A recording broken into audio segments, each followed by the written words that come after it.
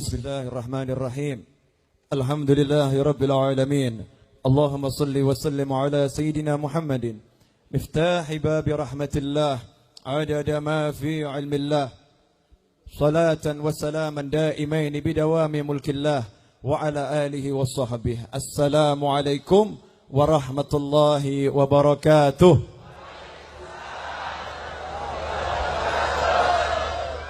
Mari Anda bersyukur kepada Allah.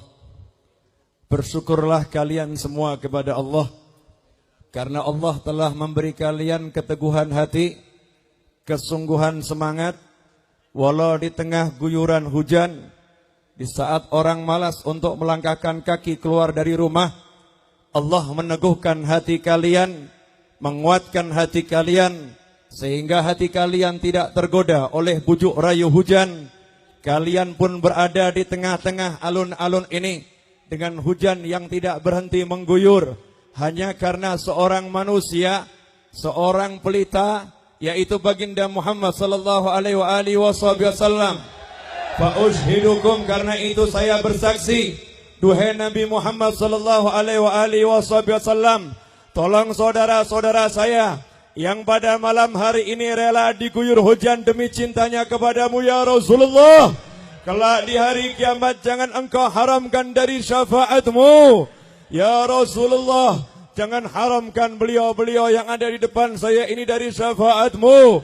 Dan berikanlah saya dan kami semua yang berada di panggung ini keberkahan-keberkahan mereka yang rela diguyur di malam hari ini, sehingga kami pun mendapatkan keberkahan orang-orang yang ada di tengah-tengah kami ini ya Rasulullah. Sehingga engkau pun berikan syafaatmu kepada kami semua.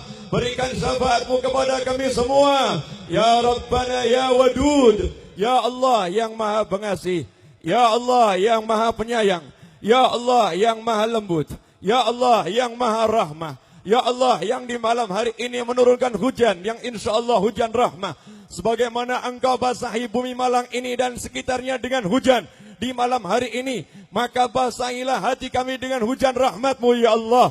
Sehingga sepulang kami dari tempat ini, hujan rahmat itu telah mengguyur semua kotoran yang ada dalam hati kami, mengguyur semua karat yang ada dalam hati kami.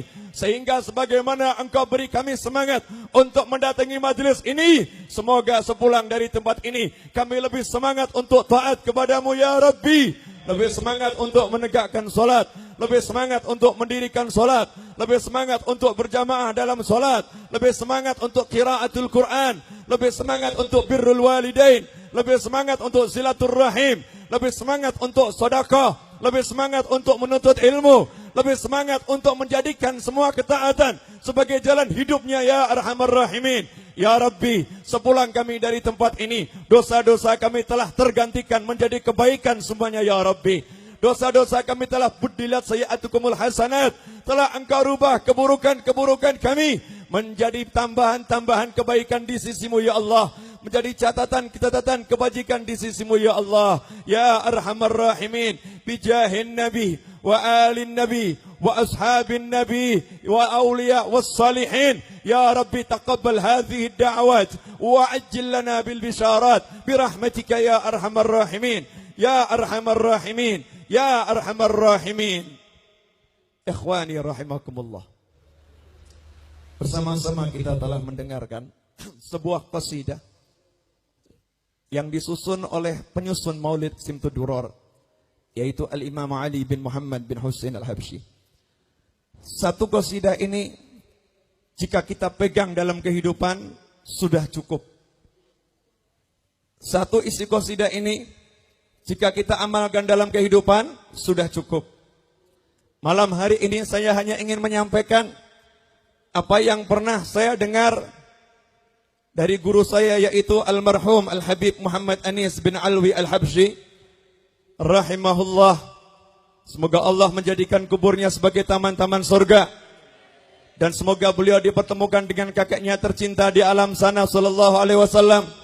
Dan semoga kita semua mendapatkan keberkahan dari keberkahan beliau-beliau radhiyallahu taala anhum ajma'in, yang pernah beliau sampaikan semasa hidupnya. Ketika mendengar qasidah ini, beliau menyampaikan beberapa penjelasan InsyaAllah sebagian dari penjelasan yang masih saya ingat dan masih saya rekam, InsyaAllah akan saya sampaikan di malam hari ini. Semoga bermanfaat untuk saya khususnya dan untuk seluruh hadirin yang berada di tempat ini maupun dimanapun berada, minal insi wal jin, baik manusianya maupun para jinnya yang berada di tempat ini, semoga mendapatkan manfaat. Al-Habib Ali bin Muhammad bin Husain Al-Habsyi menyatakan dalam qasidahnya, i'rifil haq li ahlil haq, i'rifil haq li ahlil haq wasluk ma'ahum. Kata beliau, kenalilah hak, orang-orang ahlil hak, dan berjalanlah kamu bersama mereka. Pertama-tama perlu diketahui siapa yang dimaksud dengan ahlul hak.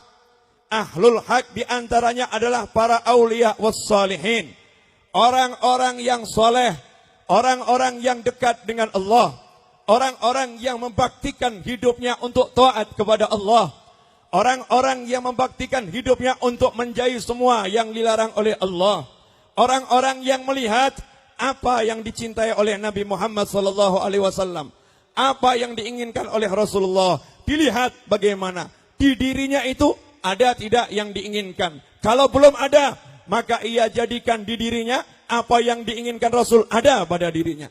Dilihat di dirinya ada tidak yang dibenci oleh Rasul. Ketika melihat di dirinya masih ada yang dibenci oleh Rasul, maka ia tinggalkan semua yang dibenci Rasul dalam dirinya. Karena ia ingin bisa dekat dengan Nabi Muhammad sallallahu alaihi wasallam. Al-auliya was-salihun, para wali, orang-orang yang soleh, bukan mereka yang berjubah, bukan mereka yang pakai imamah, bukan mereka yang pakai gamis, bukan mereka yang pakai libasut taqwa. Karena dalam sebuah hadis disebutkan berapa banyak manusia-manusia, thiyabuhum, pakaian mereka thiyabul anbiya, pakaiannya pakaian para nabi, tapi sayang amalannya amalan orang-orang yang dimurkai oleh Allah Subhanahu wa taala. Pakaian ini memang sunnah untuk dipakai oleh seorang muslim, mengenakan jubah, mengenakan imamah, mengenakan rida, berbusana sebar putih, sunnah yang disunahkan oleh Nabi Muhammad sallallahu alaihi wasallam. Tetapi pakaian ini tidak bisa menjadi ukuran kesolehan seseorang, tidak bisa menjadi ukuran kewalian seseorang, tidak bisa menjadi ukuran keilmuan seseorang. Karena itu kita jangan tertipu oleh orang-orang yang sedang sekedar penampilannya, penampilan orang-orang yang soleh, amalannya, amalan orang yang soleh. Belum tentu orang tersebut wali di sisi Allah Subhanahu wa taala. Belum tentu orang tersebut alim di sisi Allah Subhanahu wa taala. Seorang yang alim di sisi Allah, sebagaimana disebutkan oleh Allah di dalam wahyunya, innama yakhshallaha min ibadihil ulama. Sesungguhnya yang namanya ulama adalah orang-orang yang bisa takut kepada Allah. Sesungguhnya yang takut kepada Allah dari kalangan semua hambanya adalah para ulama. Karena itu ciri utama ulama, punya rasa takut yang tinggi kepada Allah Subhanahu wa taala. Takut dengan pandangannya, takut dengan pendengarannya, takut dengan ucapannya, takut dengan apa yang dimakan, takut dengan gerak kakinya, takut dengan duduknya, takut dalam diamnya. Semua khasyah kulluh, keyakinan, keimanan al-khasyah kulluh, rasa takut yang menyeluruh ada dalam dirinya. Al-awliya was-salihin, al-ulama yang dimaksud adalah seperti Al-Imam Ali Zainal Abidin radhiyallahu taala anhu, cucu Nabi Muhammad sallallahu alaihi wasallam, yang mana beliau satu hari salat sunnah 1000 rakaat. Sebagaimana kita ketahui, walaupun satu hari beliau salat sunnah 1000 rakaat, beliau berderma tanpa kenal ketakutan rasa miskin. Gak pernah takut miskin dalam berderma. Ibadahnya luar biasa. Tetapi beliau selalu menangis, berlindung kepada Allah agar diselamatkan dari siksa api neraka. Memohon kepada Allah agar dijauhkan dari siksa api neraka. Bahkan ketika beliau sedang khusyuk salat, rumah beliau terbakar. Masyarakat berbondong-bondong datang untuk mengingatkan beliau. Saat itu beliau lagi khusyuk dalam salatnya. Masyarakat tidak berani mendekat karena obaran api begitu besar. Ditunggu sampai kobaran api padam. Masyarakat masuk. Saat itu tiang-tiang rumah udah berjatuhan. dilihat Al-Imam Ali Zainal Abidin As-Sajjad, beliau sedang bertahiyat, kemudian mengucapkan Assalamualaikum warahmatullah, Assalamualaikum warahmatullah. Selesai salat beliau bertanya, apa yang terjadi? Maka masyarakat mengatakan, bukankah rumahmu telah terbakar? Apakah engkau tidak menyadari wahai cucu Nabi? Maka beliau pun berkata, Al-hadni narul kubra anin naris sughra. Beliau mengatakan, api neraka yang besar telah membuat aku tidak menyadari adanya kobaran api yang kecil ini. Hadirin yang dimuliakan Allah, beliau salat menghadap Allah, takut masuk ke dalam nerakanya Allah. Beliau cucu Nabi Muhammad sallallahu alaihi wasallam yang satu hari salat sunnahnya 1000 rakaat. Kita lihat bagaimana Imam Syafi'i rahimahullah, beliau satu hari khatam Al-Quran 1 kali. Jika di bulan Ramadan beliau khatam Al-Quran 2 kali. Kita juga melihat bagaimana Imam Abu Hanifah, beliau itu setiap hari khatam Al-Quran. Bahkan dalam sebuah riwayat disebutkan sekian puluh tahun beliau itu sholat 5 waktu hanya dengan 1 wudhu. Sholat 5 waktu hanya dengan 1 wudhu. Imam Abu Hanifah yang berjalan melewati sebuah pasar, kemudian mendengar salah seorang warga masyarakat berkata, lihat, itu adalah seorang imam yang luar biasa. Imam yang setiap malam tidak pernah tidur. Imam yang kalau malam selalu sholat menghadap Allah subhanahu wa ta'ala. Imam Abu Hanifah pun menangis. Beliau pulang minta ampun kepada Allah. Ya Allah, ampuni aku atas prasangka baik masyarakat kepadaku, sedangkan diriku belum seperti itu. Aku baru mampu bangun setengah malam, belum bangun seluruh malam. Maka mulai malam hari itu beliau menangis dan beliau paksakan dirinya untuk tidak tidur sepanjang malam. Sejak malam hari itu beliau tuntut dirinya selama puluhan tahun untuk tidak tidur di malam hari guna mewujudkan prasangka baik seorang muslim. Imam Abu Hanifah yang seperti ini, beliau ketika meninggal dunia, di tempat di mana beliau meninggal dunia, beliau telah mengkhatamkan Al-Quran sebanyak 7.000 kali. Hadirin yang dimuliakan Allah, Imam Ahmad bin Hanbal rahimahullah, seorang yang menghafalkan lebih dari 1 juta hadis, sehingga mendapat julukan Imam Ahlus Sunnah wal Jamaah.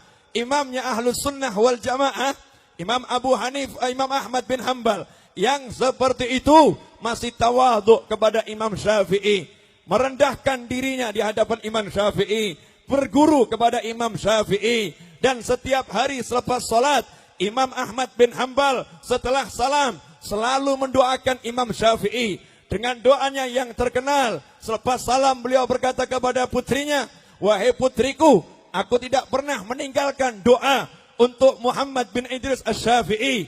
Beliau berkata, selepas salat pasti aku baca doa, Rabbighfirli wali walidayya wali Muhammad bin Idris Asy-Syafi'i. Beliau seorang ulama, tapi beliau mendoakan ulama yang lain. Inilah yang namanya orang soleh. Inilah yang namanya wali. Inilah yang namanya orang yang dekat dengan Allah subhanahu wa ta'ala. Saya akan berikan begitu banyak contoh biar kita mengerti siapa yang dimaksud ahlul haq. Jadi kita nggak gampang-gampang mengatakan fulan ahlul haq, fulan ahlul haq, fulan ahlul haq. Kalau anda ingin tahu ahlul haq, Sunan Ampel itu ahlul haq. Al-Habib Abu Bakar bin Muhammad As-Segaf Gresik itu ahlul haq. Banyak aulia yang ada di tanah Jawa ini, mereka ahlul haq. Al-Qudama, orang-orang yang terdahulu ahlul haq. Lantas bagaimana dengan kita saat mendengar kisah-kisah seperti Imam Syafi'i, Imam Abu Hanifah, apa yang kita lakukan? Sekedar menjadi hiburan di telinga. Tidak ada niatan untuk mencontoh dan mengikutinya. Sehingga dari tahun ke tahun kita mendengar Sayyidina Ali Zainal Abidin satu hari salat sunnah 1000 rakaat. Tetapi kita memantapkan rawatib qabliyah wal ba'diyah, itu pun tidak kita lakukan. Memantapkan salat duha, itu pun tidak kita lakukan. Memantapkan salat tahajud, itu pun tidak kita lakukan. Jangankan tahajud, salat witir itu pun tidak kita lakukan dengan istiqamah. Salat-salat sunnah yang muakkadah tidak kita terapkan dalam kehidupan sehari-hari. Al-Habib Abdullah bin Alwi Al-Haddad, penyusun Ratibul Haddad, penyusun Wirdul Latif, yang menjadi mercusuarnya Alawiyin. Beliau adalah seorang Habib yang sekejap umur 4 tahun sudah mengalami tunanetra. Tetapi kehilangan penglihatannya tidak menyurutkan semangatnya untuk mendekatkan diri kepada Allah. Setiap hari di waktu TK-nya, di waktu kecilnya, beliau pulang dari sekolah, hobinya tiap hari sholat sunnah 100 rakaat sampai 200 rakaat. Belum puas dengan itu, beliau masih melanjutkan hobinya, jalan-jalan dari satu masjid ke masjid yang lain. Untuk apa? Menunaikan sholat sunnah tahiyatul masjid 2 rakaat. Selesai tahiyatul masjid 2 rakaat, beliau keluar pindah ke masjid yang lain. Tahiyatul masjid 2 rakaat, beliau keluar pindah ke masjid yang lain. Tahiyatul masjid 2 rakaat, beliau keluar ke masjid yang lain. Itu terus dilakukan sepanjang hari untuk mendapatkan barokah dari masjid-masjid yang ada di kotanya. Sedangkan di kota Trim ada kurang lebih 360 masjid. Hadirin yang dimuliakan Allah, Al-Habib Abdullah bin Alwi Al-Haddad, penglihatannya dicabut oleh Allah Subhanahu wa taala. Ibadahnya tidak pernah berkurang, alhamdulillah. Penglihatan kita normal. Pandangan kita tajam. Tapi untuk melihat Al-Qur'an satu hari pun kita tidak sempat. Untuk melihat Al-Qur'an satu hari pun kita tidak sempat.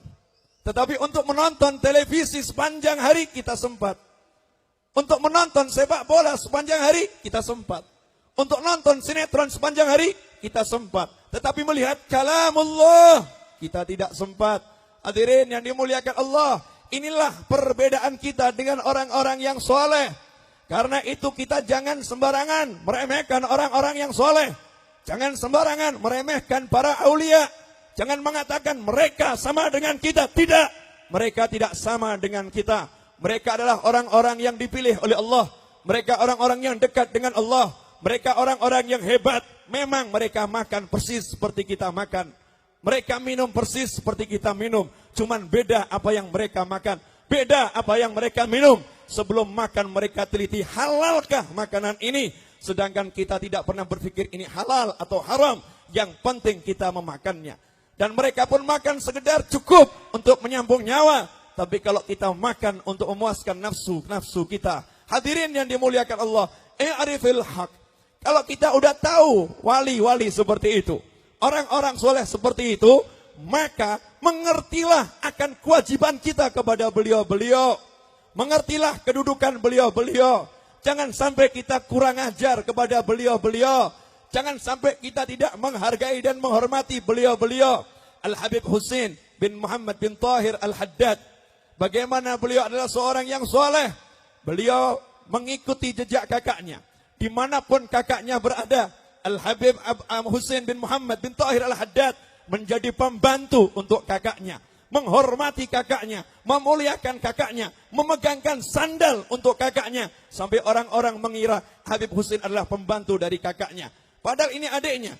Al-Habib Husain bin Muhammad bin Tahir Al-Haddad. Beliau selama satu rumah dengan kakaknya. Tidak pernah beliau tidur di atas tempat tidur. Beliau tidur di lantai. Kenapa? Karena beliau tahu kedudukan kakaknya di sisi Allah. Demi menghormati kewalian kakaknya. Kemuliaan kakaknya di sisi Allah. Dan kemuliaan seorang kakak. Maka beliau tidak mau posisi tidurnya lebih tinggi daripada posisi kakaknya. Hadirin yang dimuliakan Allah. Inilah orang yang mengenal hak-haknya orang soleh. Orang yang mengenal hak-haknya wali. Dan ini berasal dari Nabi Muhammad sallallahu alaihi wasallam, di mana Rasul mengajarkan para sahabat untuk mengerti hak setiap orang dan memenuhi hak orang tersebut. Kita masih ingat kisah Sayyidina Abdullah bin Abbas radhiyallahu taala anhu, di mana Sayyidina Abdullah bin Abbas mendengarkan ceramah seorang sahabat.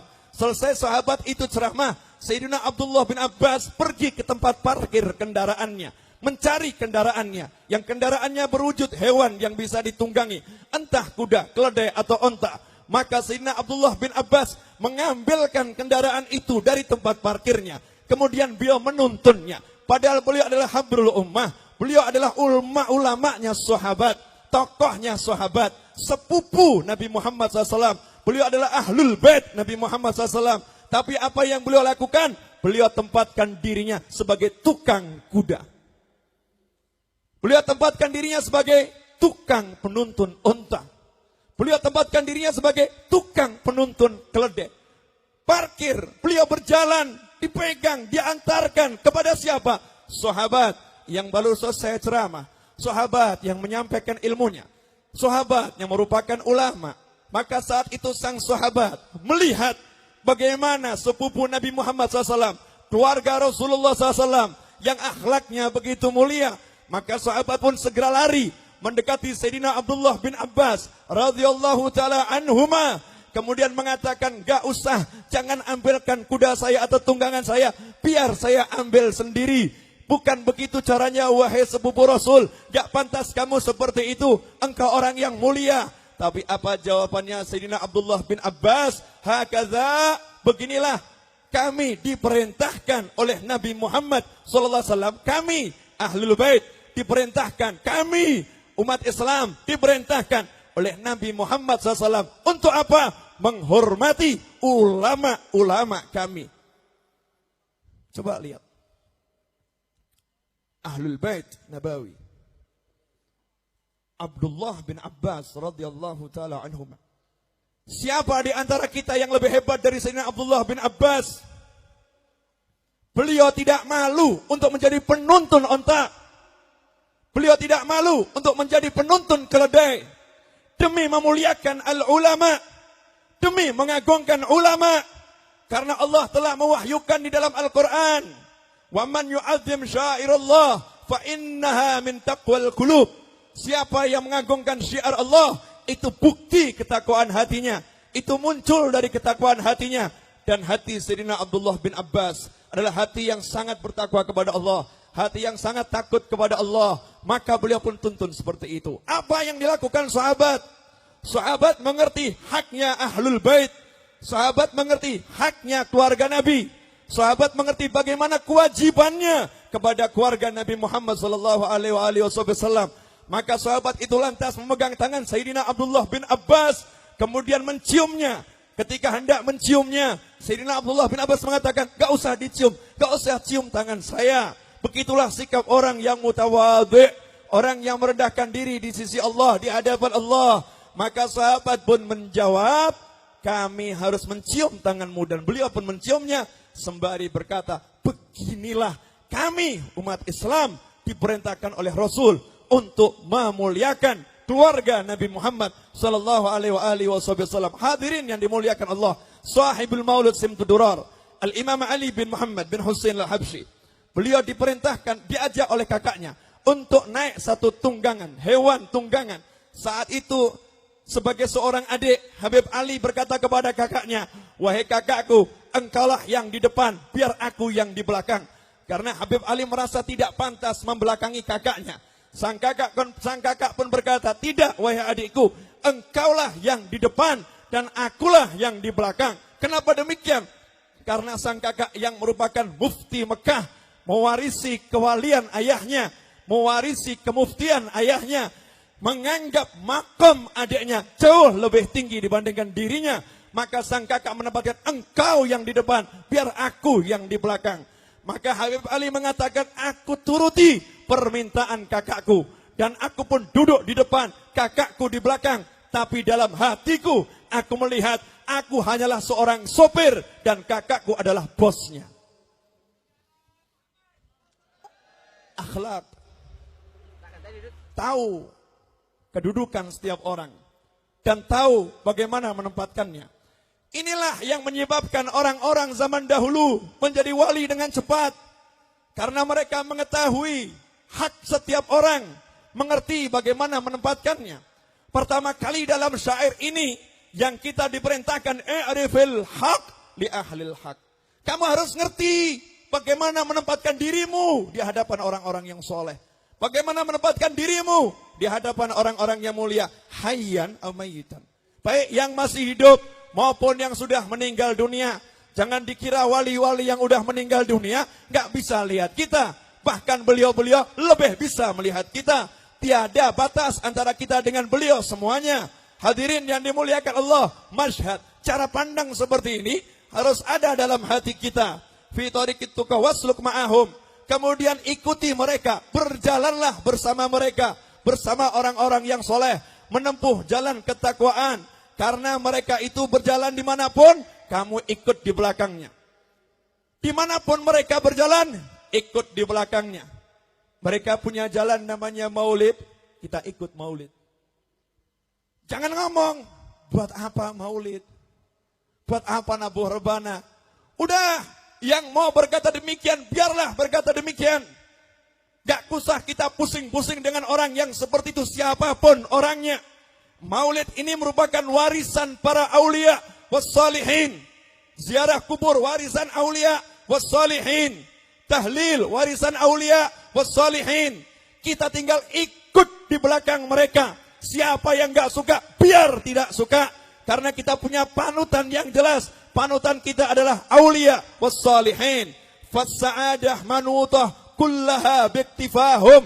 Yang namanya as-sa'adah, yang namanya kebahagiaan yang sejati, entah kebahagiaan masuk surga, entah kebahagiaan di dunia, entah kebahagiaan di kubur, entah kebahagiaan di mahsyar, entah kebahagiaan dapat memandang wajah Nabi Muhammad sallallahu alaihi wasallam, entah kebahagiaan dapat memandang wajah Allah. Ini kebahagiaan yang tertinggi, manutoh kullaha biktifahun. Semuanya tergantung bagaimana kita meneladani orang-orang soleh tersebut. Tergantung bagaimana kita mengikuti jejak orang-orang soleh tersebut. Bakat man qad ra'ahum aw ra'a man ra'ahum. Mungkin saya cuman mau nyampaikan sampai di sini. Ini kalau mau diulas semua, nggak mungkin selesai. Ini bait yang ketiga ini, yang keempat ini akan kita kupas. Nggak lama sedikit. Tadi dikatakan jam 11. Sekarang udah jam berapa ini? Sekarang udah jam 11 kurang seperempat. Bakat man qad ra'ahum aw ra'a man ra'ahum. Bakat man qad ra'ahum aw ra'a man ra'ahum. Sungguh beruntung orang yang pernah melihat beliau-beliau itu, atau melihat mereka yang pernah melihat beliau-beliau itu. Maka saya jamin Anda termasuk orang yang dimaksud. Saya jamin kalian semua termasuk orang yang dimaksud. Bakat man qad ra'ahum aw ra'a man ra'ahum. Tidak mungkin dari sekian banyak perjalanan Majelis Riyadhus Shalihin, Riyadhul Jannah. Ini karena harus baca kitab Riyadhus Shalihin ya. Tidak mungkin dari sekian banyak perjalanan Majelis Riyadhul Jannah, tidak ada di depan ini manusia-manusia yang pernah bertemu dengan orang-orang soleh seperti Al-Habib Abdul Qadir bin Ahmad As-Segaf. Habib Abdul Qadir bin Ahmad As-Segaf, Jeddah. Atau Al-Habib Ja'far bin Syaikhan. Atau Al-Habib Abu Bakar bin Muhammad As-Segaf. Mungkin dijawab, enggak pernah Habib, kami masih kecil. Iya, ayah kalian, guru kalian dahulu pernah bertemu mungkin dengan Habib-Habib yang besar, kiai-kiai yang besar, ulama-ulama yang besar. Bakat man qad ra'ahum au ra'a man ra'ahum. Sungguh beruntung orang yang udah pernah melihat beliau-beliau itu, atau melihat orang yang pernah melihat beliau-beliau itu. Gak usah jauh-jauh. Saya mau nanya boleh? Siapa di sini yang pernah datang haul di Solo di zaman Habib Anis? Coba angkat tangan. Haul Solo yang pernah datang di masa Habib Anis dulu, coba di sini. Angkat tangan saja, baik yang di panggung maupun di luar panggung. Coba lihat. Coba angkat tangan, saya pengen tahu. Ini kalau belum berarti kan masih muda-muda, baru mulai. Yang di sini lihat di belakang panggung ini, banyak enggak? Banyak. Sekarang saya mau nanya, Habib Anis putranya siapa? Habib Alwi. Udah, kita ambil di situ aja ya. Habib Anis putranya Habib Alwi. Artinya Habib Anis melihat Habib Alwi. Sekarang saya mau nanya, Habib Alwi melihat siapa? Melihat Habib Ali. Habib Ali bin Muhammad Al-Habsyi melihat siapa? Usia 19 tahun. Sebagaimana disebutkan dalam kalam beliau. Beliau ziarah kepada kakeknya tercinta. Nabi Muhammad sallallahu alaihi wasallam. Saat beliau berziarah, tiba-tiba ada ledakan cahaya dari hujrah Nabawi sallallahu alaihi wasallam dan muncullah sosok Nabi Muhammad sallallahu alaihi wasallam. Kemudian Nabi memberikan kabar gembira kepada beliau dan Habib Ali melihat Nabi Muhammad sallallahu alaihi wasallam yaqadhatan la manaman. Melihat secara langsung. Kalau melihat wali aja seperti itu, lalu bagaimana yang langsung melihat Nabi Muhammad sallallahu alaihi wasallam? Dalam sebuah hadis bil makna, Rasulullah SAW menyatakan tuba man qad ra'ani au ra'a man ra'ani. Rasul bersabda bil makna, kama qala sallallahu, sungguh beruntung orang yang pernah melihat aku, kata Rasul, atau melihat seseorang yang pernah melihat aku. Ahli ilmu zahir mengartikan yang dimaksud oleh Nabi adalah para sahabat dan para tabi'in. Jika yang dimaksudkan hanya para sahabat dan para tabi'in, maka hadis ini tidak berlaku untuk kita semua. Tapi ahli ilmu batin, as-sufi, mereka punya pemahaman indallah, mendapatkan pemahaman dari Allah. Rasul menyatakan di sini siapa yang melihat aku? Rasul tidak menambahkan semasa aku hidup. Tapi Rasul mengatakan siapa yang pernah melihat aku? Artinya melihat Nabi Muhammad sallallahu alaihi wasallam, entah ketika beliau hidup maupun setelah beliau meninggal dunia.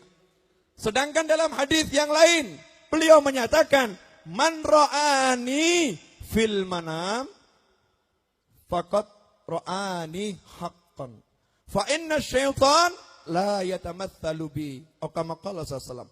Siapa yang bermimpi bertemu aku, melihat aku, maka dia telah benar-benar melihat aku, karena setan tidak dapat menjelma menyerupai diriku. Dalam hadis yang lain Rasul bersabda nih buat orang-orang yang tadi ngomong ini Habib Noval, Ustadz Noval itu mengada-ada. Masa zaman demikian bisa ketemu Rasulullah, bisa lihat Rasulullah secara langsung? Mana dalilnya? Hei orang-orang yang mengaku pecinta Nabi Muhammad sallallahu alaihi wasallam, hei orang-orang yang mengaku pengikut Al-Quran, hei orang-orang yang mengaku pengikut sunnah, isma' kalam, dengarkan ucapan saya ini. Dalam sebuah hadis Rasul bersabda, man ra'ani fil manam sayarani yaqadhatan, atau kama qala sallallahu alaihi wasallam, siapa yang melihatku dalam mimpinya, maka dia pasti akan melihatku secara nyata. Ini yang ngomong bukan saya, Rasul yang ngomong. Ada manusia-manusia yang akan dimuliakan oleh Rasul, bertemu dengan Rasul secara nyata. Memang ada perbedaan pendapat di kalangan ulama, apa yang dimaksud melihat secara nyata. Maka terbagi menjadi 3 kelompok. Yang pertama, melihat secara nyata, yakni nanti fil jannah. Kalau nanti di surga, kata ulama yang lain, gak usah dibahas. Ada yang mengatakan melihat secara nyata nanti ba'dal maut, entah di alam kubur, mahsyar. Ada yang mengatakan, dan ini yang dipegang oleh Sadah Alawiyah dan Sadah Sufiyah, mereka berpegang pada pendapat yang menyatakan bahwasanya dalam arti melihat Rasul secara nyata adalah saat ini dalam kehidupan dunia, maupun nanti dalam kehidupan kubur, maupun nanti dalam kehidupan mahsyar, maupun nanti di jannahnya Allah Subhanahu wa taala. Nah sekarang Habib Anis lihat Habib Alwi. Habib Alwi lihat Habib Ali. Habib Ali lihat Nabi Muhammad sallallahu alaihi wasallam. Sekarang saya mau nanya, Anda melihat siapa? Yang Gus Rahim. Gus Rahim pernah ketemu Habib Anis enggak? Pernah. Habib Anis pernah ketemu ayahnya enggak? Pernah. Ayahnya pernah ketemu kakeknya enggak? Pernah. Kakeknya pernah ketemu Rasulullah enggak? Pernah. Itulah mengapa diadakan haul. Itulah mengapa diadakan Jumu'at Al-Kabirah. Majelis-majelis yang besar. Ada haul di sana, haul di sana. Itulah mengapa ulama-ulama terdahulu tidak capek datang dari jauh. Habib-habib yang besar, kiai-kiai yang besar, yang benar-benar soleh, menyempatkan diri datang ke majelis meskipun jauh. Untuk apa? Biar masyarakat melihat wajah mereka. Rahmatan lahum. Karena beliau-beliau punya rahmat yang besar. Gak mungkin beliau ngomong, tonton saya, gak mungkin. Tapi beliau menyempatkan diri datang agar orang melihat beliau-beliau itu. Kenapa? Beliau pernah melihat aulia.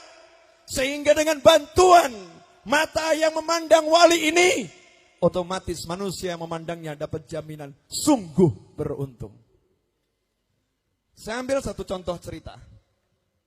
Nanti coba dilihat di kitab Raudhur Rayyahin. Lihat di sana. Ini bukan omong kosong. Kisah nyata. Ini bukan dongeng. Kumpul masyarakat karena paceklik begitu lama. Tidak turun hujan. Masyarakat berdoa, tapi doanya tak kunjung dikabulkan. Tiba-tiba datang satu orang biasa. Orang yang gak dikenal kesolihannya. Orang yang tidak dianggap oleh masyarakat. Orang itu kemudian berjalan, berhenti. Dia menengadahkan ke arah langit. Kemudian berkata, bihubbika. Dengan berkat cintamu ya Allah kepadaku. Turunkan hujan kepada kami sekarang juga. Yang dengar doanya kaget. Ini orang nekat ini. Pede bener nih orang. Berani-beraninya dia ngomong, demi cintamu ya Allah kepadaku. Dari mana dia tahu kalau Allah cinta kepadanya? Kok berani orang nih ngaku-ngaku? Tapi subhanallah, selesai dia berkata seperti itu, hujan turun. Alhamdulillah hujan berhenti sekarang ya. Jadi bisa tenang mendengarkan majelis ini, bisa tenang. Tadi sambil duduk kita baca doanya Rasulullah SAW. Cuman Anda nggak dengar. Tahu nggak doa Rasul untuk menghentikan hujan? Lain kali ini saya tularkan ilmu menghentikan hujan. Mau? Oh enggak? Dalam hadits sahih riwayat Imam Bukhari, ketika Rasul SAW duduk di mimbar hari Jumat ceramah, datang seorang mengatakan, ya Rasulullah, ini akan hancur nih, paceklik begitu lama, nggak ada hujan. Binatang, ternak, tanaman mati semua. Maka Rasul angkat tangan, hari itu juga hujan turun. Selesai Rasul berdoa, hujan turun. 1 minggu hujannya nggak berhenti-berhenti. Orang yang sama datang, ya Rasulullah, di hari Jumat yang sama. Dan dikatakan di riwayat Rasul lagi di mimbar. Ngomong, ya Rasulullah, ini kalau dibiarkan, binatang-binatang mati juga. Bangunan-bangunan hancur. Karena banjir di mana?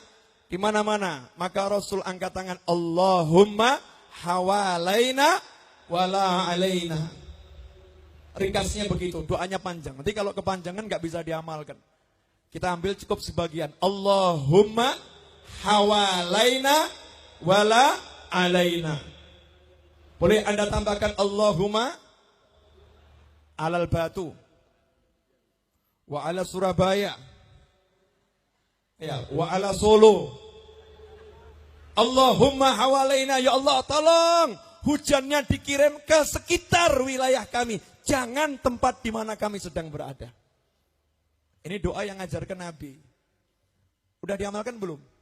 Sudah, tadi saya duduk di situ baca. Allahumma hawalaina wa la alaina, Allahumma hawalaina wa la alaina, gitu ya. Cuman kalau doa harus yakin kok kabul. Alhamdulillah juga terkabul. Sebab kalau ceramah sambil kehujanan, kesian yang diceramahi. Dengar sambil muter-muter gini. Allahumma hawalaina wa la alaina. Iklan tadi. Sampai di mana ceramah saya tadi? Sampai di mana? Sampai di mana ceramah saya tadi? Paceklik, hujan. Itu yang iklannya. Sebelum itu apa ceramahnya? Haul. Ya. Tentang haul. Cerita tentang seorang yang minta hujan. Hujan turun. Seketika hujan turun. Hujan turun seketika. Maka saat itu ditanya, kamu nih kok pede bener kalau Allah cinta sama kamu. Memang kelihatan hujan langsung turun, tapi dalilnya mana Allah cinta sama kamu? Dijawab, bagaimana Allah gak cinta kepada saya? Allah sudah mengizinkan mata saya melihat Abu Yazid Al-Bustami rahimahullah. Coba ini loh, orang dulu tuh punya yakin. Lihat wali itu yakin saya orang beruntung. Kalau orang sekarang ketemu artis yakin orang beruntung. Ayo betul. Saya ketemu artis, wah, Masya Allah. Ini beruntung itu kalau ketemu orang-orang yang soleh. Makanya foto orang-orang yang soleh dipajang di rumah-rumah kita. Foto Habib Abu Bakar Gresik, foto Habib Abu Ja'far bin Syekhon, semua itu. Foto Habib Muhammad bin Husain Neon, dipasang. Tujuannya apa? Biar anak kita lihat tuh wajah orang soleh. Bukan tiap hari, mohon maaf, ibu-ibu, bapak-bapak yang ditonton wajah orang kafir. Entah lewat nonton pahanya orang yang main sepak bola. Itu kalau ada siaran langsung sepak bola dari luar negeri itu yang main orang kafir atau muslim? Orang kafir. Nontonnya asik enggak? Asik. Bahkan fotonya dipajang. Wah, ini fulan yang jago sepak bola. Sebagaimana mata memandang wajah orang soleh akan menimbulkan kesolehan, maka mata memandang wajah orang kafir akan menimbulkan kekotoran di dalam hati. Na'udzubillah min dzalik, dan tiap hari nonton televisi dan kita lihat wajah yang macam-macam. Ini kalimat Bakhat man qad ra'ahum ini luar biasa. Sungguh beruntung orang yang pernah melihat beliau-beliau itu, makanya kita berjuang. Gimana caranya kita melihat beliau-beliau itu dalam Sahih Al-Bukhari? Coba lihat di situ. Diceritakan para tabi'in itu kalau mau perang, cari dulu ada ndak di tengah-tengah kita orang yang pernah melihat Nabi Muhammad SAW. Para tabi'in tanya, ada nggak di tengah-tengah kita sahabat? Ada nggak? Kalau ada sahabat, maka tabi'in yakin pasti perangnya dimenangkan oleh tabi'in. Berkat apa? Berkat mata yang pernah memandang Nabi Muhammad SAW. Para tabi'in, baca itu di Sahih Bukhari. Tabi'in, beliau kalau mau perang nanya, ada nggak di tengah kita orang yang pernah melihat para sahabat yang melihat Nabi Muhammad SAW? Maka dijawab ada. Kalau dijawab ada, mereka yakin pasti menang. Dan mereka pun menang. Berkat apa? Tawassul dengan mata yang pernah memandang para sahabat. Yang sahabat memandang wajah Nabi Muhammad Sallallahu alaihi wasallam. Satu pertanyaan. Di tengah-tengah kita ini kira-kira ada nggak ya orang yang pernah mimpi Rasulullah SAW? Saya yakin bukan cuma satu. Entah puluhan, entah ratusan nih di tengah sini yang mungkin yang pernah bermimpi bertemu Rasulullah SAW. Makanya kita disuruh kumpul begini. Siapa tahu yang kita pandang, oh ini orang yang pernah mimpi Nabi Muhammad Sallallahu alaihi wasallam. Makanya kita disuruh kumpul dengan ulama, disuruh kumpul orang soleh. Makanya kita diajak ziarah dulu sebelum keliling 40 hari maulid. Diajak ziarah tuh ke Gresik, ziarah ke Pasuruan, ziarah ke Surabaya. Diajak ziarah untuk apa? Dikenalkan nih, napak tilas orang-orang yang soleh. Kenalkan keluarga kita kepada beliau-beliau itu. Biar idolanya adalah aulia wassalihin. Kenapa? Ini yang jadi simpenan. Ini yang jadi simpenan. Tuba, sungguh beruntung. Ya bakhat man qad ra'ahum aw ra'a man ra'ahum. Hadirin yang dimuliakan Allah. Coba dilihat jamnya dulu.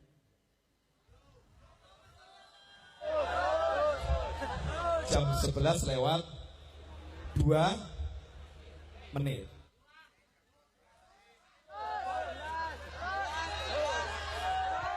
Sebentar. Anda kira-kira tega sama saya atau tidak tega? Saya mau cerita dulu, boleh? Boleh. Ini tahadutan bin ni'mah. Sampai lupa saya harinya itu. Mulai saja dari hari Sabtu lalu. Hari Sabtu saya habis subuh pergi ke bandara di Solo. Dari bandara terbang ke Jakarta.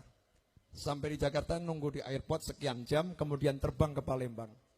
Sampai di Palembang langsung ceramah, malam ceramah, kemudian subuhnya ceramah, ya, kemudian siangnya ceramah, kemudian sorenya ceramah, kemudian malamnya ceramah, kemudian paginya terbang ke Jakarta, kemudian keesokan harinya terbang ke Samarinda, ya, sampai Samarinda ceramah, kemudian dari Samarinda terbang ke Surabaya, alhamdulillah sampai Surabaya ziarah, selesai ziarah kemudian naik mobil menuju Malang, sampai Malang kemudian masuk Taman Surga, alhamdulillah, insya Allah dari Taman Surga pulang ke Solo, sampai di Solo insya Allah terbang ke Jakarta, sampai Jakarta insya Allah pergi ke Puncak, selesai Puncak insya Allah Sabtu pulang ke Solo, insya Allah dari Solo Sabtu malamnya ceramah di desa, kemudian paginya hari Ahad insya Allah pergi ke Jogja, mobil parkir di bandara sebagai sopir, parkir mobil di bandara, kemudian naik pesawat menuju Banjarmasin, sampai di Banjarmasin ceramah,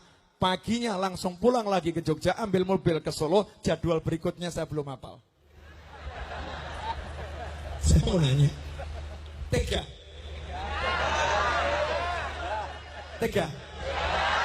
Tego, jenengan tego kali kula.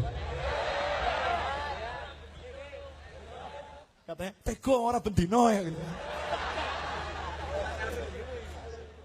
Nah apa-apa.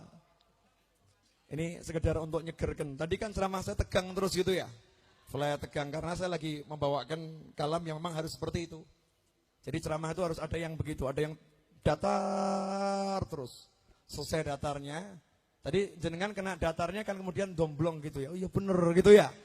Nah, domblongnya ngelamunnya selesai, sekarang yang seger-segernya.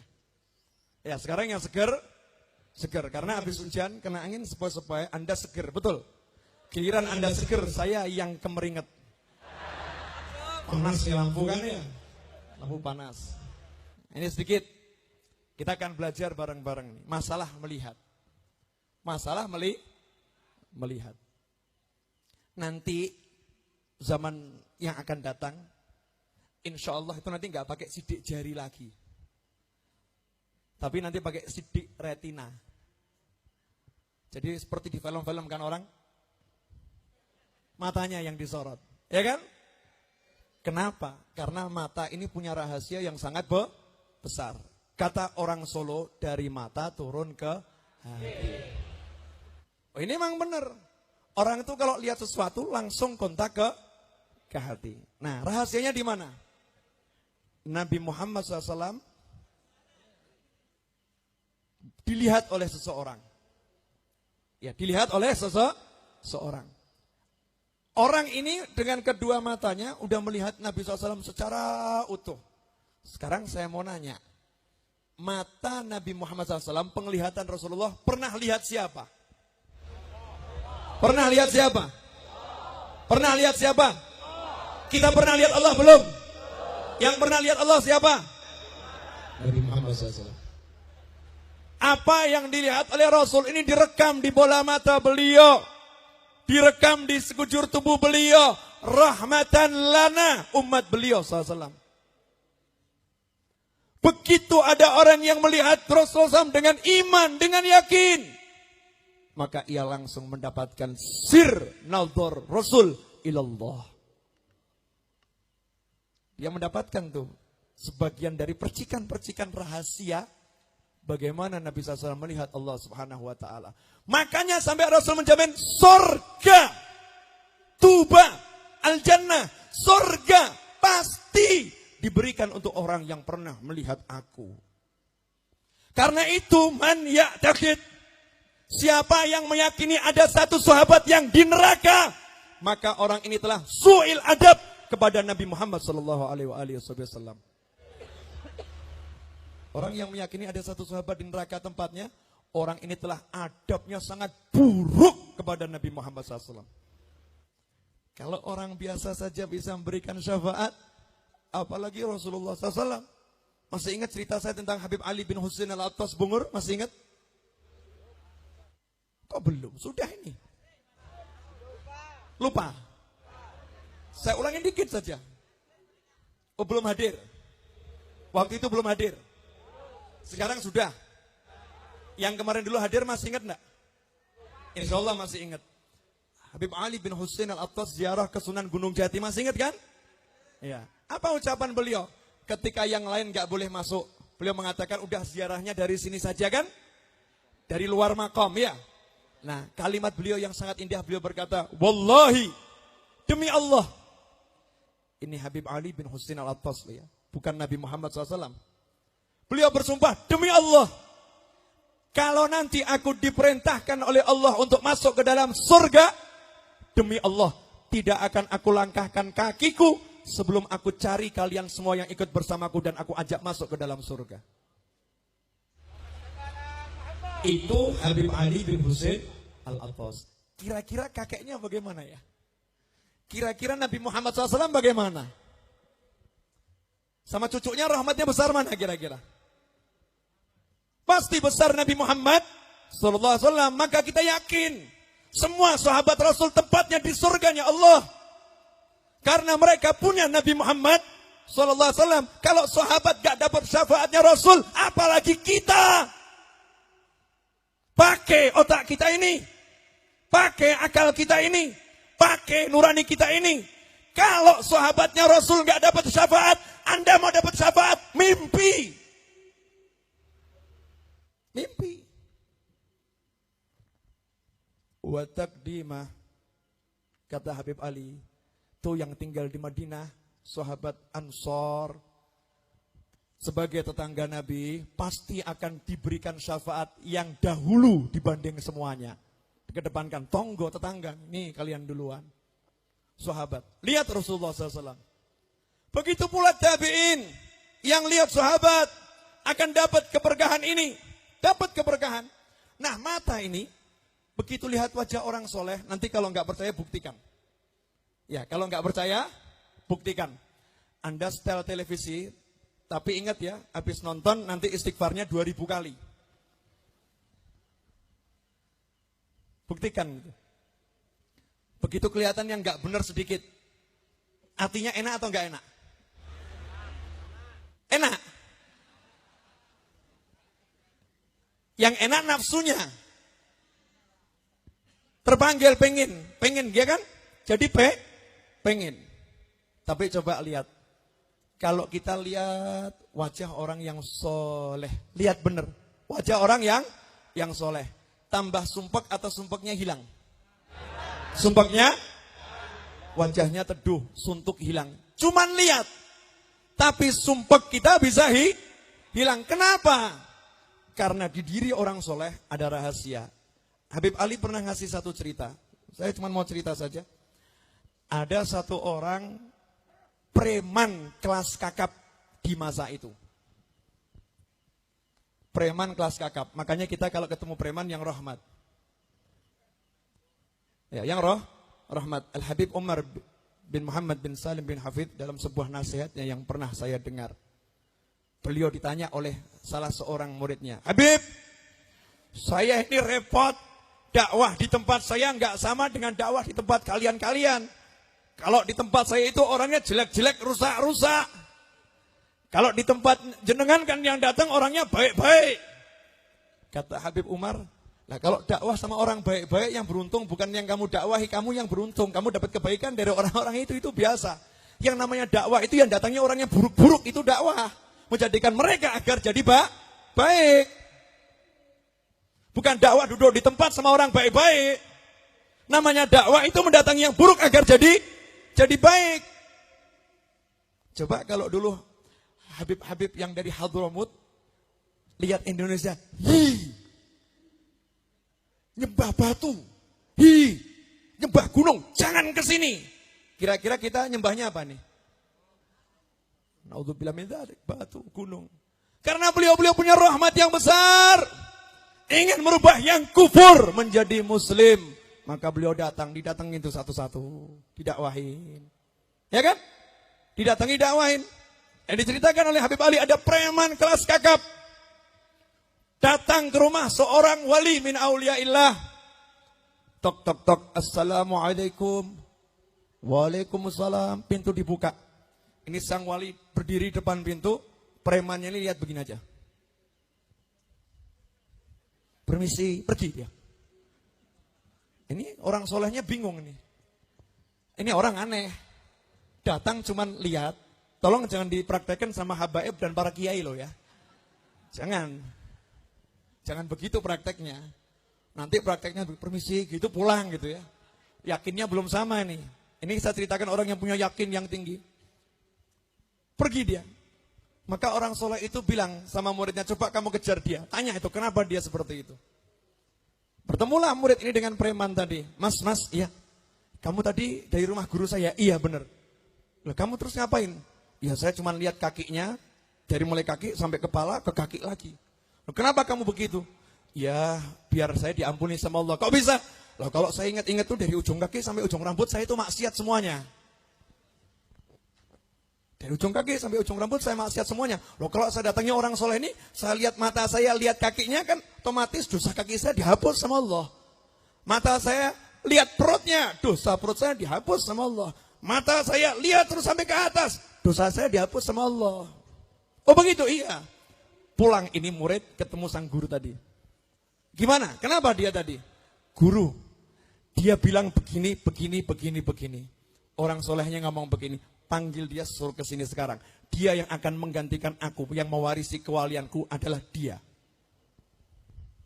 Dipanggil. Katanya kamu pengganti guru saya. Kamu nih jangan main-main, saya preman kok pengganti guru. Udah, guru saya nggak mungkin keliru. Ayo ikut sebentar. Namanya dipanggil orang soleh, hormat.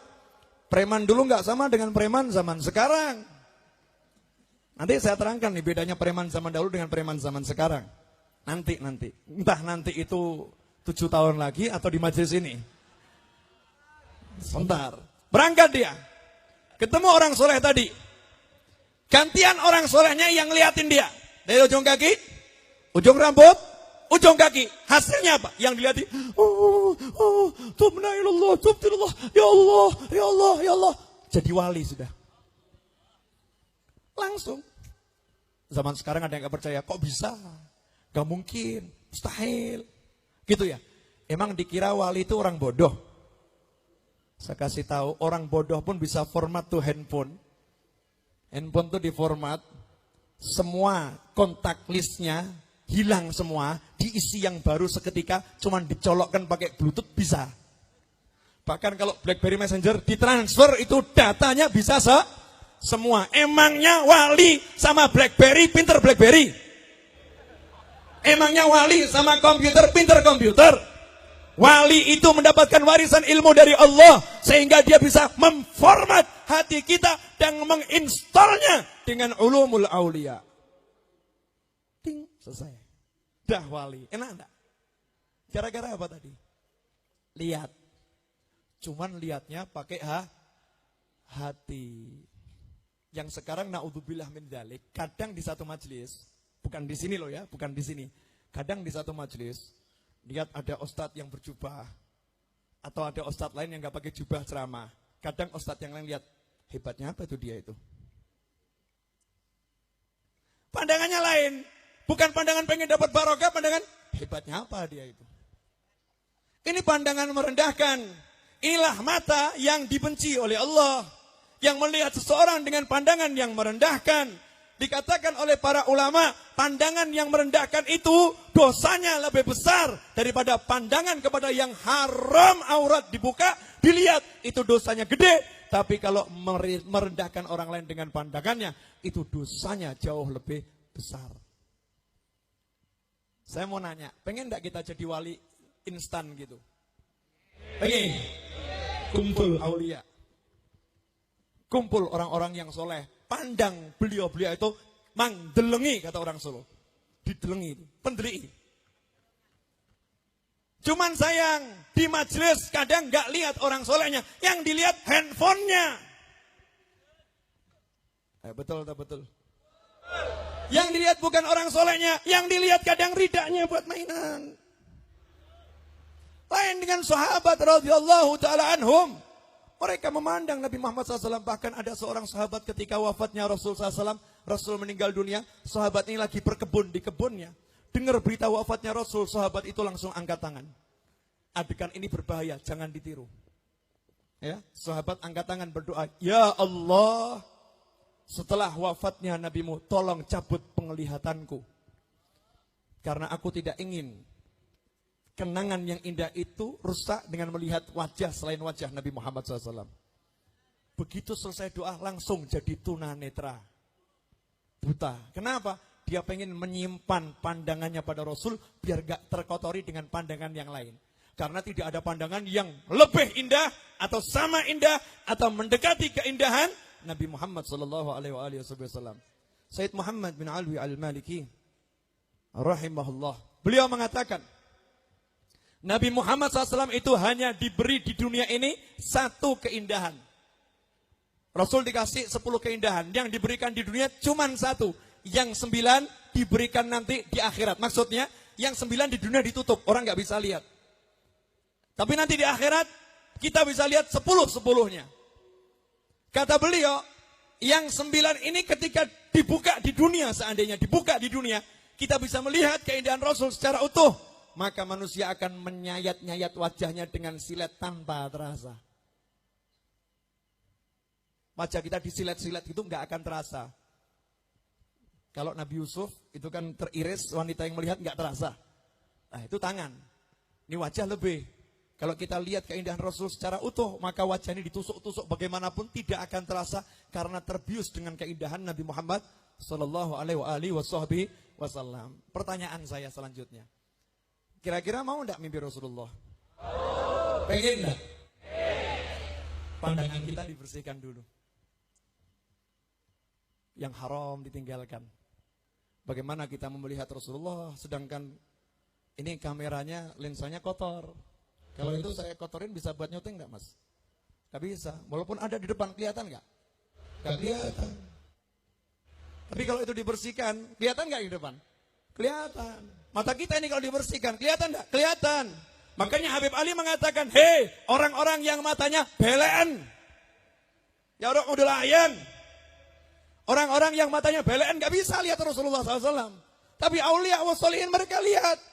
Bahkan dikatakan mereka-mereka yang soleh dulu, umurnya itu belum tumbuh kumisnya, udah bisa lihat Nabi Muhammad SAW. Hadirin dimuliakan Allah. Bedanya preman zaman dahulu dengan preman zaman sekarang. Saya kasih contoh. Mau? Ada satu preman lagi mabuk-mabukan dengan wanita-wanita. Gitaran, genjrengan gak karu-karuan. Orang soleh ngajak teman-temannya duduk bersila di depan rumah preman tadi. Kemudian ngomong kepada pembantu sang preman. Sampaikan majikanmu, suruh berhenti. Udah, sampaikan, majikan tuh ada orang-orang soleh lagi bersila depan rumah. Nyuruh Anda berhenti. Enggak, saya enggak mau berhenti, ini asyik mabuk. Iya, asyik mabuk.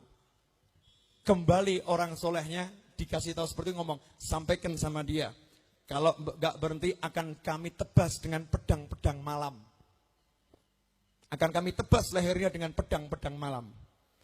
Premannya keluar, nanya, apa maksud kalian pedang-pedang malam?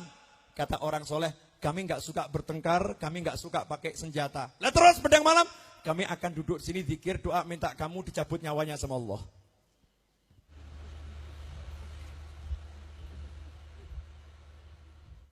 Coba ini. Begitu dengar begitu, jangan. Saya mau panjang umur. Jangan. Premannya mau didoakan mati takut. Kalau preman sama saya dongakno ora wedi aku. Kenapa? Karena yang dongo ya padha wae sama premannya. Dongo nih orang kabul. Kalau orang dulu doanya sangat kabul sehingga didengar nanti kamu saya doakan takut luar biasa. Kalau zaman sekarang tambah ditantang, ayo coba kamu doa ya, coba dongo ya ora kabul. Kenapa? Yang haram ya dimakan. Cuman bentuknya beda. Yang satu preman secara nyata, lah kalau kita ini kan preman tapi nggak kelihatan kepremanannya. Siapa yang hari ini nggak lihat haram ngaku? Kita ini kan nggak sengaja lihat haram enggak? Iya, itu kan bagian dari kepremanan, kemaksiatan. Beda dengan orang-orang soleh. Makanya hadirin dimuliakan Allah, rahmat nih kita kumpul begini. Kata Al-Habib Idrus bin Umar Al-Habsyi dalam nasihatnya, nih kalau ada yang kumpul seperti ini, pulang, dosanya diampuni semua. Kok bisa? Ada yang datang bawa cahaya 1 watt.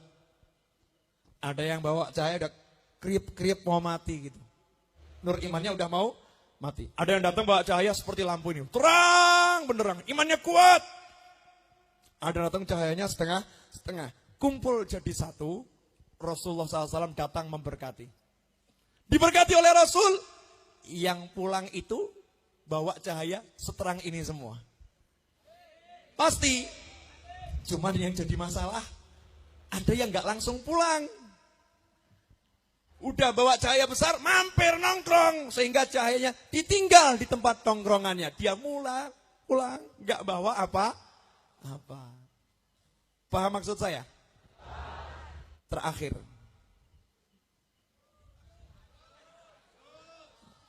Walafu, Gus Rohim, jamnya udah 11:30. Perpanjangannya udah terlampau lama ya, Habaib. Ini terakhir. Saya cuma mau kasih satu cerita. Saya menyerukan gerakan berhenti merokok. Bukan anti rokok, berhenti merokok. Kata seorang ulama yang bernama Syekh Jibril. Namanya aja udah ngeri, Syekh Jibril. Beliau berkata, orang-orang kafir yang bodoh di negaranya sana, kafir bodoh di negaranya sana, sama rokok saja nggak mau. Lah kok kita ini orang Islam yang pinter-pinter kok doyan rokok, aneh. Bukan nanti loh ya. Mau ngerokok boleh, nggak ngerokok juga boleh. Cuman saya menyerukan gerakan berhenti merokok. Saya nggak ngomong haram, itu urusannya ulama. Saya bukan ulama. Saya cuman ngomong, ayo kita berhenti merokok. Sampai kapan Anda ngerokok? Gitu. Yuk kita hitung-hitungan kalkulasi. Kalkulasi dulu. 1 hari ngerokok berapa pak? Rata-rata berapa? 2. Berapa? 4. Anggap cuman 1 pak. 1 pak harga rokok berapa? 10.000. Berarti 1 hari berapa? 10.000. Berarti 1 bulan berapa? 300.000. Kok masih ngeluh nggak bisa bayar SPP? Kira-kira pinter atau bodoh itu? Berarti dia lebih cinta rokok ketimbang anaknya.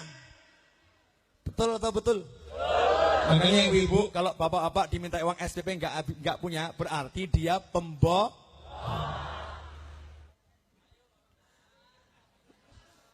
Gerakan berhenti merokok. Di surga nggak ada yang namanya rokok. Soalnya ngambil apinya dari neraka, repot. Itu guyonnya orang-orang yang nggak suka rokok. Katanya begitu. Hakikatnya bagaimana? Wallahu a'lam. Kalau mau ngerokok nanti di surga saja. Karena di surga itu yang di dunia nggak boleh, di surga boleh. Saya di dunia nggak ngerokok, di surga saya pengen jajal rokok itu seperti apa. Kan di surga boleh semua kan ya. Minta apa? Rokok. Buat apa? Pengen nyoba. Seperti apa enaknya? Dulu kok teman-teman saya di dunia doyannya luar biasa. Sebentar, jenengan nggak emosi kok?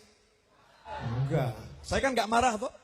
Tidak. Nyantai saja. Gerakan berhenti merokok. Kantong Anda hemat 1 bulan 300.000. Berarti 1 tahun Anda dapat uang 3,6 juta. Berarti kalau Anda mau menahan diri merokok dengan cara siapkan celengan, kemudian katakan niat umroh. Setiap kali mau beli rokok langsung plung Kanjeng Nabi. Mau ngerokok plung ziarah Nabi. Insya Allah kalau 1 bulan 1 tahun 3,6, insya Allah 4 tahun ditambah sedikit jenengan bisa ke Madinah Al-Munawwarah. Ya kan? Ini amin-amin suruh berhenti ceramahnya. Ini amin yang mana? Amin yang betulan atau amin yang mandeko? Mandeko yang mana ini? Hah? Doa. Lo enggak terang-terangan saja. Terus ke mandek. Terus. Apa? Ini bab rokok lo ya. Saya cuma mau cerita. Ya. Jadi rokok ini buat kita sakit. Bukan cuma buat kita sakit, buat anak kita sakit karena asapnya akan meracuni orang lain. Kalau Anda merokok di rumah, ngeracuni anak dan istri. Ngeri nggak itu? Ngeri. Sekarang saya mau kasih satu cerita. Yang menceritakan ini Habib Ali bin Muhammad bin Husain Al-Habsyi, Sahibil Maulid Simtud Duror. Terserah Anda percaya boleh, nggak percaya kebangetan. Ngakunya pecinta Riyadhul Jannah, pecinta Simtud Duror, kok nggak percaya sama kisahnya Sahibul Maulid. Berarti ciri-ciri bukan wali.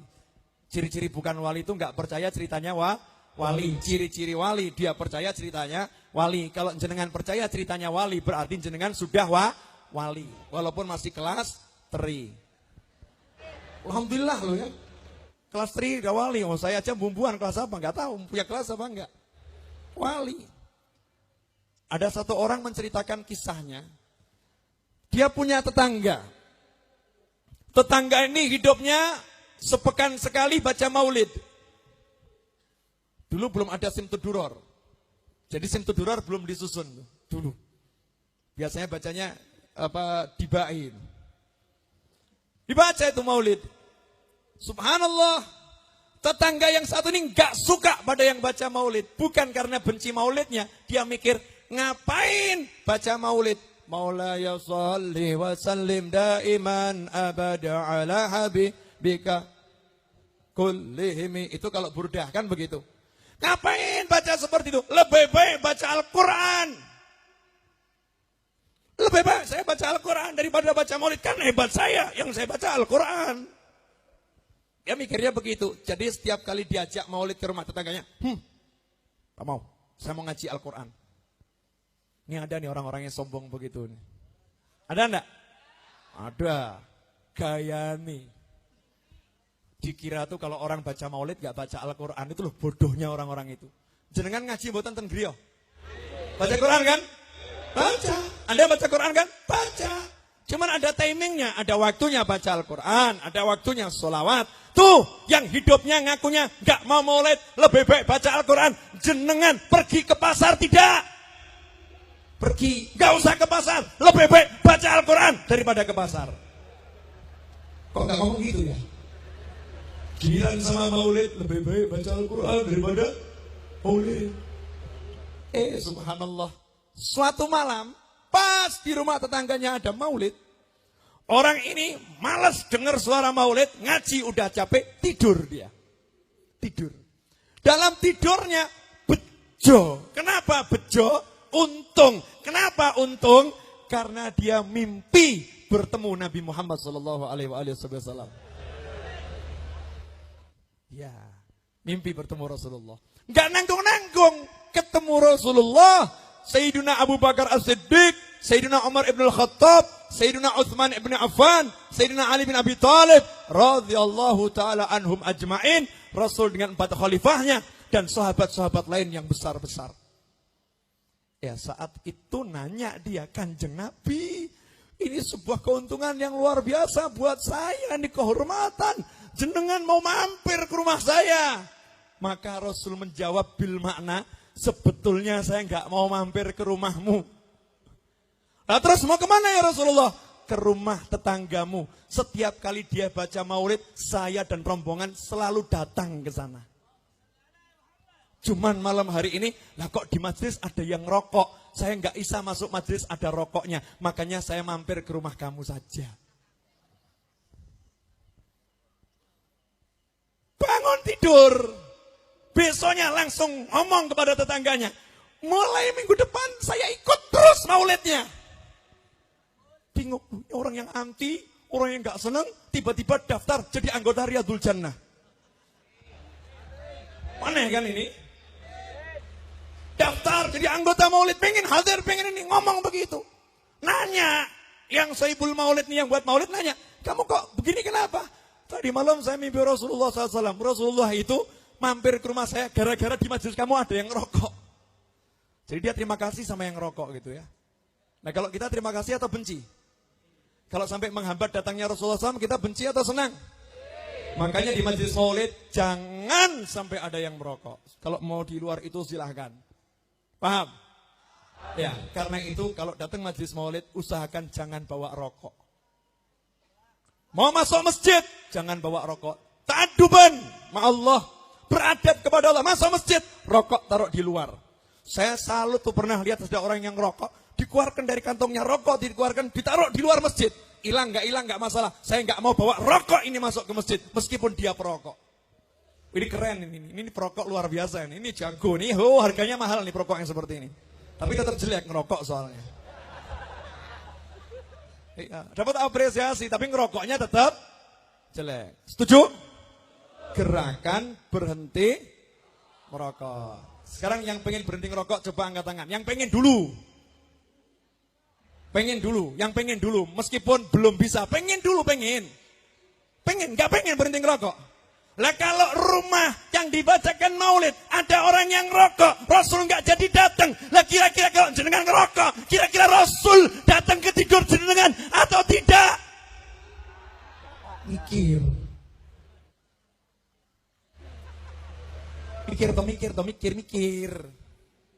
Katanya pengen ketemu Rasulullah SAW.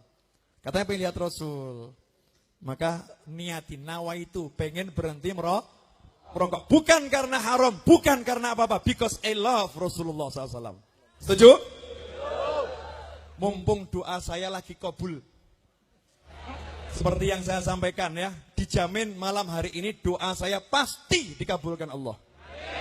Ini Habibnya nekat ini. Oh gimana nggak nekat? Oh saya percaya dengan sabdanya Rasulullah SAW. Di mana Rasul bersabda, doaul musafir mustajab. Doanya musafir mustajab. Dan alhamdulillah saya musafir. Bukan safar maksiyah. Safarnya ini insya Allah banyak rahmah, ya kan? Ya pastilah doanya musafir ini bukan saya novel, bukan musafir nih. Doanya musafir ini pasti terkabul. Apalagi di tengah-tengah saya sekian banyak musafir juga, ya kan? Ada yang datang dari jauh. Jadi ini sesama musafir, mari kita saling berdoa. Semoga semakin terkabul doa kita semua. Bismillahirrahmanirrahim. Alhamdulillahirabbil alamin. Allahumma shalli wa sallim ala sayyidina Muhammadin wa ala alihi wa ashabihi ajma'in. Ya Allah, tolong pertemukan kami dengan Nabi Muhammad sallallahu alaihi wasallam. Ya Allah, tolong izinkan kami memandang wajah Nabi Muhammad sallallahu alaihi wasallam. Ya Allah, tolong jadikan hati kami dapat punya rasa cinta yang kuat kepada Rasulullah SAW. Ya Allah, tolong jadikan kami orang-orang yang dirindukan Nabi Muhammad sallallahu alaihi wasallam. Ilahana Allah. Ya Rabbi, inilah saudara-saudara kami. Inilah saudara-saudara kami ya Allah. Gus Rahim beserta saudara-saudara kami seiman, beserta para habaib yang ada di sini, beserta para kiai yang ada di sini, beserta saudara-saudara kami yang datang naik angkot, yang datang naik truk, yang datang naik bis, yang datang naik mobil, yang datang berjalan kaki. Semuanya kumpul di sini ya Allah. Semuanya kumpul di sini ya Allah. Semuanya kumpul di sini ya Allah. Dan mereka semua menginginkan ampunan-Mu ya Allah.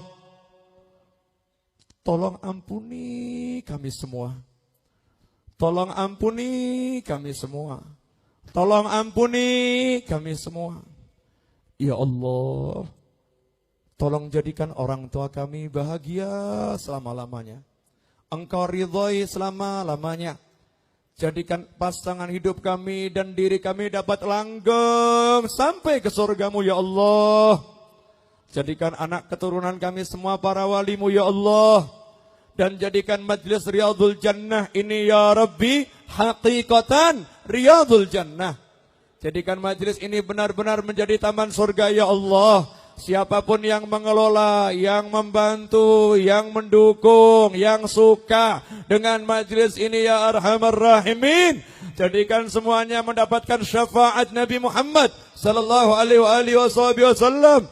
Jadikan semuanya dapat dekat dengan Rasul-Mu, dekat dengan ahli bait Rasul-Mu, dekat dengan sahabat Rasul-Mu, dekat dengan para aulia wassalihin. Jadikan semuanya sebagai orang-orang yang mendapatkan nazar minka ya Rabbi, pandangan rahmat darimu ya Allah. dan jadikan kami semua orang-orang yang dapat berjuang ya Rabbi untuk mensyiarkan maulid, mensyiarkan salawat, mensyiarkan ta'lim, mensyiarkan ta'allum, mensyiarkan Islam ya Rabbi. Jadikan kami orang-orang yang membaktikan hidup kami, mati kami untuk-Mu ya Allah ya Rabbi. Jadikan kami semua yang hadir di tempat ini satu hati, saling mencintai, saling menyayangi, saling membela, saling mendukung, tiada iri, tiada dengki, tiada permusuhan. Jadikan kami dapat berjuang bersama-sama untuk memunculkan cahaya ini sehingga tersebar ke seluruh pelosok negeri, sehingga yang belum beriman menjadi beriman, yang belum taat menjadi taat, yang bermaksiat menjadi taat ya Arhamar Rahimin. Ya Allah, satu hal yang kami inginkan, tolong jadikan kami, keluarga kami, sahabat kami, orang-orang yang kami cintai, orang-orang yang kami sayangi, orang-orang yang berbuat baik kepada kami, tolong jadikan semuanya kelak mendapatkan husnul khatimah. Jadikan semuanya kelak mendapatkan husnul khatimah. Jadikan semuanya kelak mendapatkan husnul khatimah. Wassallallahu ala sayyidina wa maulana Muhammadin wa ala alihi wa sahbihi sallam. Alhamdulillahi rabbil alamin. Ala hadhihi niyyah wa ala kulli niyatin salihatin jamiatin nafi'ah. Wa ila hadratin Nabi sallallahu alaihi wasallam. Al-Fatihah. Bismillahirrahmanirrahim. Alhamdulillahi rabbil alamin. Arrahmanir rahim. Maliki yaumiddin. Iyyaka na'budu wa iyyaka nasta'in. Ihdinas siratal mustaqim. Siratal ladzina an'amta 'alaihim ghairil maghdubi 'alaihim waladdallin. Amin. Saya mau minta hadiah Fatihah 2 ya. Satu Fatihah untuk almarhum Habib Anis wa Jadi Ahmad bin Abdurrahman Al-Aidrus wa Jadi Ali bin Muhammad Al-Habsyi wa jami' azwajihim wa man intasaba ilaihim wa ikhwatihim wa ikhwanihim. Thumma ila ruh Al-Habib Husain bin Muhammad bin Tahir Al-Haddad wa ila awliya hadhil baldah wa salihah wa ila hadratin Nabi sallallahu alaihi wasallam. Al-Fatihah. A'udzu billahi minasyaitonir rajim. Bismillahirrahmanirrahim. Alhamdulillahirabbil alamin. Arrahmanir rahim. Maliki yaumiddin. Iyyaka na'budu wa iyyaka nasta'in. Ihdinas siratal mustaqim. Siratal ladzina an'amta 'alaihim ghairil maghdubi 'alaihim waladdallin. Amin. Yang kedua Al-Fatihah. Semoga hajat-hajat saya yang diridhai Allah segera diwujudkan. Begitu pula hajat-hajat Anda semua, khususnya hajat kesruhim, ma'lutuf afiyah wa salamah wa ridwal inayah wal arzak kathira tayyibah hissiyah wal maniyah binuduk masyarakat ila hadratin Nabi SAW. Al-Fatihah. Bismillahirrahmanirrahim. Alhamdulillahirabbil alamin. Arrahmanirrahim. Maliki yaumiddin. Iyyaka na'budu wa iyyaka nasta'in. Ihdinas siratal mustaqim. Siratal ladzina an'amta 'alaihim ghairil maghdubi 'alaihim waladdallin. Amin. Demikian, mohon maaf atas semua kesalahan dan kekurangan saya. Wabillahi taufik wal hidayah. Wassalamualaikum warahmatullahi wabarakatuh.